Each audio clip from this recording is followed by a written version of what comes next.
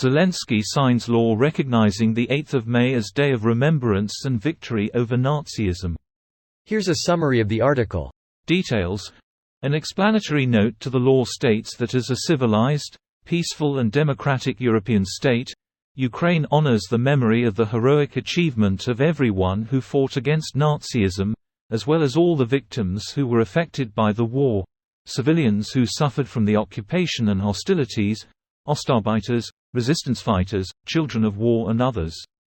It is a duty for the citizens of Ukraine to remember the huge losses it took to secure the victory over Nazism.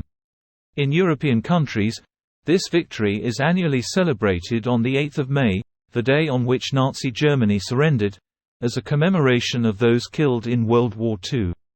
This is pure history, without ideological impurities. And this is the history of our people, our allies, the entire free world. Today we are bringing it back to our state, the President said as he submitted the document to Parliament. In March 2015, then-President Petro Poroshenko issued a decree designating the 8th of May as the Day of Remembrance and Reconciliation in Ukraine, but the 9th of May remained the day of victory over Nazism in World War II. The 8th of May was a working day and the 9th of May remained a public holiday. Poroshenko then explained this by his desire to unite Ukraine, saying, "When we hear the president of a neighboring country answer the provocateur's question that the victory could have happened without Ukrainians, it is a split in the general anti-fascist movement, a mockery of the memory of Ukrainians who liberated not only Ukraine but the whole of Europe." On the 2nd of May 2023, after 9 years of Russia's hybrid war against Ukraine and more than a year of full-scale war, the Verkhovna Rada legislatively recognized the political regime in Russia as Russism, and condemned it. European countries celebrate Europe Day on the 9th of May. In Ukraine, Europe Day was celebrated on the third Saturday of May until this year. This post received a score of 18,000, with an upvote ratio of 85%. Here are the top comments in response to this article. It's the 8th of May not because they didn't have a day of remembrance and victory over Nazism, Nazi Germany, but because it was the 9th until now. Most of Europe celebrates the defeat of Nazism on the 8th, Russia on the 9th. Due to different time zones, it was the 9th in Russia but still the 8th in most of Europe when the Nazis formally surrendered.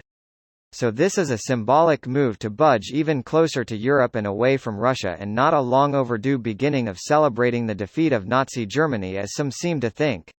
May 9th is Goku Day, renamed from Piccolo Day in honor of Goku defeating Demon King Piccolo and saving the world, so it's good they moved this one to the 8th.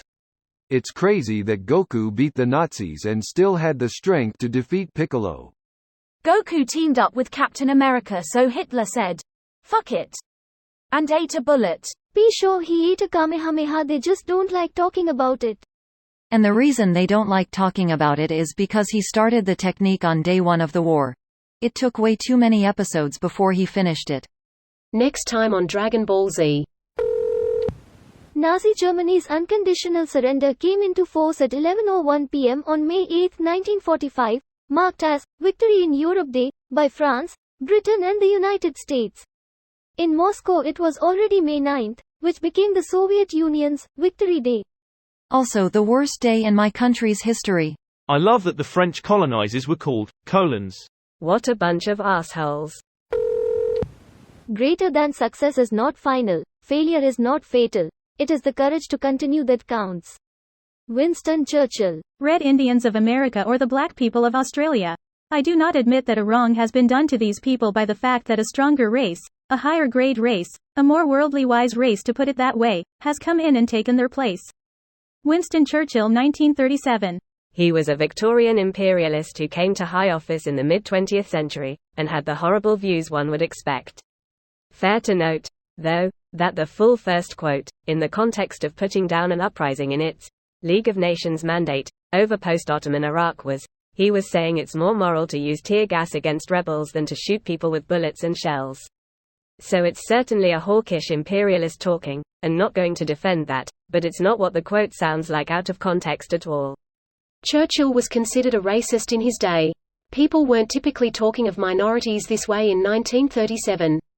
In fact, the only reason he makes those comments about natives is precisely because society had moved firmly towards recognizing their genocide as a crime by that point. Hell, it isn't even a particularly British view he's taken anyway. The main reason the US persecuted the natives so badly is most of them fought for the British Empire during the Revolution. This video was automatically created by Reddit to speech. The article and comments in this video were selected from Reddit according to their upvotes, and any paraphrasing was performed by smmry.com, without any human intervention.